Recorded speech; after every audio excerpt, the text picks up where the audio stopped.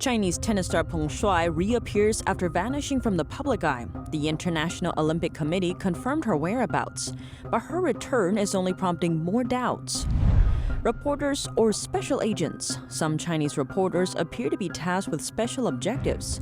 One professor who worked in China shares details about his unexpected interactions with them. A new U.S. objective aimed at countering Chinese military aggression. The project will develop new technology to defend against weapons that could bring nuclear warheads to America. And China calls Australia naughty, while Australia responds by calling China silly and funny. But what's really behind the banter? Talks over nuclear submarines. Welcome to China in Focus. I'm Tiffany Meyer. Chinese tennis star Peng Shuai re-emerged over the weekend. Her whereabouts have been a matter of international concern for weeks after she alleged that a top Chinese official had sexually assaulted her. But Peng's return is raising even more questions. Chinese tennis star Peng Shuai re-emerged on Sunday amid questions related to her whereabouts and safety. But media reports about her are still subject to censorship inside China. In a video call on Sunday, Peng said that she's safe and well at her home in Beijing and asked that her privacy be respected. This, according to the International Olympic Committee. The IOC says its president, Thomas Bach, spoke to Peng for 30 minutes. Their video call was reportedly joined by two other individuals, including a Chinese sports official. The IOC did not publicly release the video. Human rights group Amnesty International is warning International Olympic Committee to be wary of the situation. They should be extremely careful not to participate in any whitewash of possible human rights violations. Akkad says China's state-run media has a track record of fabricating statements or forcing testimonies shortly after people go missing. In the past, we have seen various similar cases where people had no option but to say what they had been told to. The call between the IOC and Peng Shuai is hardly convincing that Peng Shuai has full and genuine freedom of expression, liberty, security, and movement. Peng's chat with the IOC wasn't her only reappearance. She also attended a tennis tournament in Beijing. She was spotted in photos published by tennis tournament China Open, the event's organizer. The editor-in-chief of Chinese state-run newspaper Global Times, He Xijin, shared footage of the tournament on Twitter. In it, Peng can be seen among guests at the FILA Kids Junior Tennis Challenger Finals, wearing a dark blue jacket and white trousers. Global Times is one of Beijing's most important media mouthpieces outside China.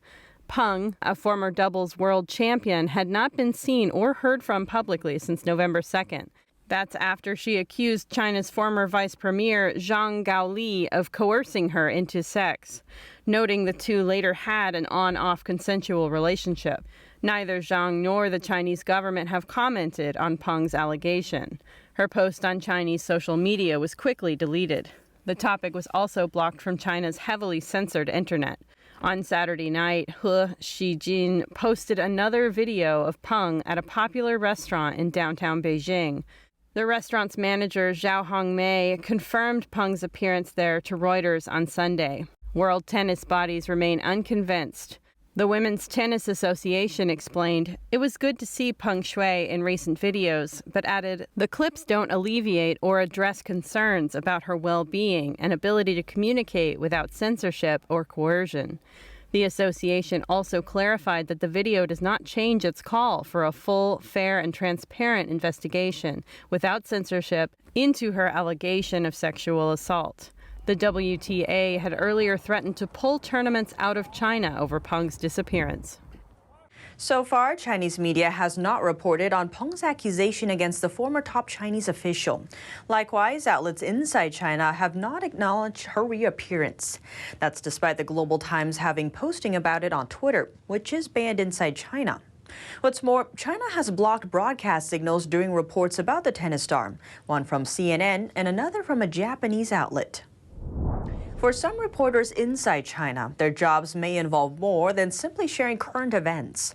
Some of them have been tasked with special objectives. A former U.S.-based professor shares his unexpected interactions with them and talks about the implications of the U.S. allowing more Chinese reporters to enter its borders. Good to see you, Mr. President. Right before President Biden's video call with Chinese Communist Party leader Xi Jinping last Monday, the two countries reached a deal. The U.S. will allow more Chinese reporters to enter the country, and the Chinese regime promises to do the same for American journalists. On the surface, the agreement seems to be a good thing. This way, the two countries will learn more about each other and embrace a more open flow of information. But a China expert says there's one problem. U.S. journalists, whether you work for the New York Times or whether you work for Fox News, are very different professionally than a Chinese journalist.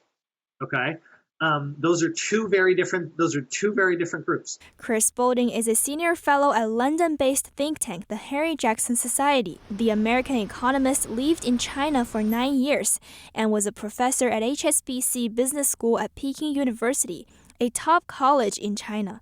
He made the comment from personal experience. In 2017, the Chinese college stopped hiring Boulding. That's after he spearheaded a petition calling on Cambridge University Press not to cave in to a Chinese demand for censorship. So by that time, Boulding was already on thin ice with the Chinese regime, which is why he says it came as a surprise when he received an invitation from Chinese state-owned news agency Xinhua. The broadcaster asked him to speak at a conference on a topic that's not related to his expertise. And so I was rather puzzled. They had never invited me to a conference before. At once, he suspected it could be a trap set by Chinese police to arrest him at some secret meeting hall. But eventually, he decided to attend the conference after consulting a few friends. The event was held in Hainan province. The moment Boulding stepped off the airplane, he was greeted by a young Chinese woman who said she worked for Xinhua News Agency. Boulding thought she was a journalist. And this individual told me, well, I'm not actually a journalist. I work for the part of Xinhua that files reports for the government. The way she described it, it seemed to be quite a sizable operation. The new information changed how he looked at state-owned Chinese media companies. I don't think what is as widely understood is that these companies have major units where they basically conduct research and intelligence gathering for the Chinese government. This is not journalism. This is research intelligence gathering for the Chinese government. After his speech at the conference, Boulding was supposed to receive a speaking fee. Typically, this would be done by wire transfer, but not this time. An attractive young lady actually knocked on my hotel room door, and I assumed it was the maid because I had not ordered anything, and so I opened the door. There's an attractive young lady, and she hands me an envelope of cash and then says, "Is there anything else I can do for you, Mr. Boulding?" Now, I don't know if there was anything else intended by that, but I do know of credible stories of other, males that had been in China for many years that left China under, I think, credible rumors that they had engaged in some type of indiscretion. And a couple of individuals I know for sure, their public opinions definitely changed about China. Something else Boulding found strange. He agreed to a 20-minute sit-down interview with the state media at the conference, but the footage was never made public. And I've heard that this is somewhat common where they don't even necessarily try to, for instance, extract information from you. They just kind of want to observe you, for lack of a better term. Last year, the Trump administration designated over a dozen Chinese media outlets as agents of the Chinese regime. It also slashed the number of visas given to Chinese state media reporters in the U.S., limiting them to 100. That's as the Chinese regime last year forced all reporters working for the New York Times, the Washington Post, and the Wall Street Journal to leave the country. According to the Foreign Correspondents Club in China, there are currently less than 40 American journalists still in China. And for those still inside the country, the situation isn't a simple one. An alarming new report accuses authorities in China of stepping up their efforts to harass and intimidate foreign journalists. Foreign reporters have been continuously stymied and denied access to sports venues related to the Beijing Winter Olympics. And this summer, the Foreign Correspondents Club of China reported multiple cases of reporters getting harassed while covering severe flood disasters in Henan province. The group stated that rhetoric from organizations affiliated with China's ruling Communist Party directly endangers the physical safety of foreign journalists in China and hinders free reporting. And quite frankly, there are Chinese employees of U.S. media outlets in China that are currently imprisoned, and these U.S. media outlets are critical of these restrictions on Chinese journalists in the United States, but they are not publicizing their own employees' imprisonment. And I find that quite disturbing. Bolding said the U.S. should request reciprocal treatment for reporters before opening the gates to Chinese journalists. The U.S. State Department has not said how many American reporters will be allowed into China. According to a CNN report, publishers for the New York Times and the Wall Street Journal welcomed the two countries' joint decision to expand visas for reporters. Penny Zhou, NTD News. Hotel stays are commonplace for many vacationers or travelers.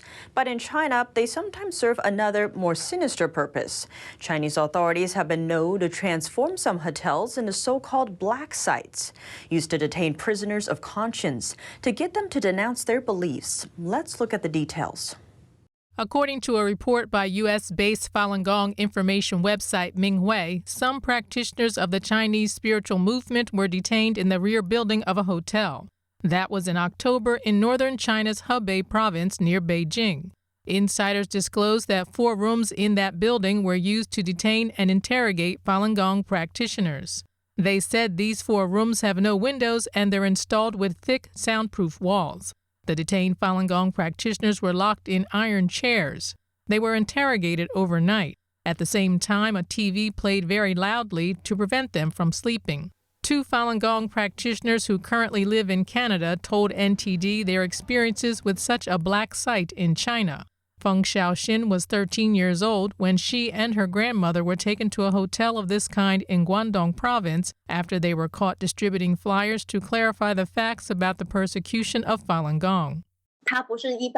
It wasn't an ordinary hotel. It's designed so that I had to go up several floors and pass through several doors, all iron doors with locks, before I reached the hallway where I was detained. There was an anti-theft net outside the hallway. 2 policemen stood guard at the door to prevent me from escaping. The windows were all sealed with thick iron bars, and I could only see a few holes. Lu Pingyi had a similar experience when he was detained in a hotel in Guangdong province back in 2004. They were used mainly for brainwashing. Those who refused to denounce their belief would be sent to labor camps. I was arrested, pushed into a car, and sent to the Mingfu Hotel. First, I was detained in a room. A police assistant came to monitor me. I couldn't get out. Besides, security guards patrolled the hallway. I don't know why. They played very loud, noisy music the entire night until the next morning. Some practitioners said later that it was specifically designed this way. The room was aimed at newcomers just to make them mentally break down. According to reports on Ming Wei's website, hotels for brainwashing Falun Gong practitioners are all over the country. A lawyer was reprimanded by local Chinese police officers after he posted an article on his personal social media questioning China's quarantine policy. Chinese lawyer Li Zhuang was quarantined in a hotel when he visited Inner Mongolia in China's north. Some positive cases had been confirmed in the same city. In his hotel, Li posted on Chinese social media platform Weibo, questioning the quarantine policy. He said he thinks some local governments are seeking to profit from the quarantines. He posted, "Quarantine is not voluntary, and fighting the pandemic is not a business. No one should seek profits from it." Adding, those who are forced to quarantine should not have to pay. Li disclosed that no one is allowed to leave the hotel without paying. He says it's robbery. As a result, last Tuesday, 2 police officers reprimanded Li. He tried to counter the rebuke and later posted the clip online. It's gaining a lot of attention. Can you find one word spreading rumors among my over 1,000-word article? If you can even find one word that slanders, you can arrest me. Li Zhuang told the two police officers that he knew the red line of public safety and how the pandemic broke out. He says everyone knew it. Positive cases were confirmed on October 10th. 15 days had passed by the time the city was under lockdown on the 25th. Then a few officials took the responsibility and were removed from their offices. Was it that simple? The travelers to this city had to pay and take the terrible consequences. Do you think it is right? Thousands of people arrived in this city in the 15 days. If the city had been put under lockdown, would it have been possible for these people to come in? Another Chinese lawyer, Mr. Wang, said China's news regarding the pandemic is not transparent, so it is hard for people to know the true situation. To protect his identity, we only used his surname. It is indeed very sad that now this country doesn't want to know the origin of the pandemic. Instead, it has every single person, every citizen, bear this responsibility. It prevents the spread of the pandemic by depriving every citizen of their rights. The U.S. is adopting a new safeguard against Chinese military aggression. This time, it's aimed at hypersonic weapons, which are capable of flying nuclear warheads from China to the U.S. The Pentagon said on Friday it has picked 3 American weapons producers for the project. They'll develop a missile system able to protect against a potential hypersonic attack. Hypersonic weapons are seen as the next generation of high-speed arms. Reports say Beijing tested a hypersonic weapon this August, though China denies it. Secretary of State Antony Blinken wants to get the U.S. more involved in Africa-based infrastructure investing. He says it's not about China, but instead seeks to improve infrastructure standards without sending developing nations into debt. Here are the details from Blinken's Africa visit last week. On a visit to Nigeria, Africa's most populous country, Secretary of State Blinken was asked about U.S.-China competition over infrastructure investment on the continent. China has grown its influence in Africa in recent years through such investments. Again, this is not about China or anyone else. It is about what we would like to think of as a race to the top when it comes to those investments. So it's not simply the resources themselves. It's how they're used and according to what principles. Blinken said Chinese investments in Africa were in principle a good thing, but added that countries should not be left with tremendous debt that they cannot repay. He signed an over $2 billion development assistance program with Nigeria and said the U.S. would also continue to invest in security in Nigeria. The United States is committed to helping Nigeria do that by continuing to invest in our security partnership and the institutions that strengthen the rule of law and that hold accountable those who commit human rights abuses, corruption, and other acts that harm the Nigerian people. Nigeria's foreign minister says the country needed investment from China to tackle a severe infrastructure deficit. He described the debt the nation has taken on as sustainable. China is one of the major bilateral lenders to Nigeria and has financed infrastructure development like roads, rail, and gas pipelines. Nigeria's public debt office says that Chinese debt stood at around $3 billion, or almost 4% of the country's total public debt stock as of March 2020. The results of the Chinese Communist Party's investments in Africa may be revealed further by looking at the outcome of several United Nations votes. When the UN voted on Hong Kong's national security law last year, 25 African countries supported Beijing. The communist regime imposed a law on the city, restricting freedom and democracy there. At another vote this October focused on the human rights situation in Xinjiang, 43 UN member countries signed a cross-regional joint statement condemning Beijing. Only 2 nations from Africa backed the effort. Australia is planning to acquire nuclear submarines, and it's infuriated the Chinese Communist Party. But as serious as their stances are on the issue, the dispute has featured distinctly lighthearted terms, such as naughty, comical, and funny. Chinese acting ambassador to Australia, Wang Xining, called Australia the naughty guy in an interview with The Guardian last week, saying the nuclear submarine deal would damage Australia's peace-loving reputation, and Australia would be branded as saber wielder. Wang also called on Australia to refrain from doing anything destructive to the relationship between the two countries.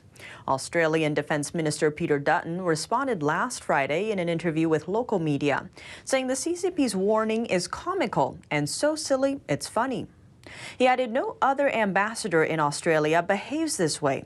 The Chinese diplomat's warnings followed a couple of actions from Australia. The plan to buy a nuclear-powered submarine from the U.S. is just one of them. Just before Wang's comments last week, Dutton said Australia will stand with its allies against the CCP to protect freedom and peace in the Indo-Pacific region. He spoke on Australia's The Nine Network, slamming Beijing for not following international rules.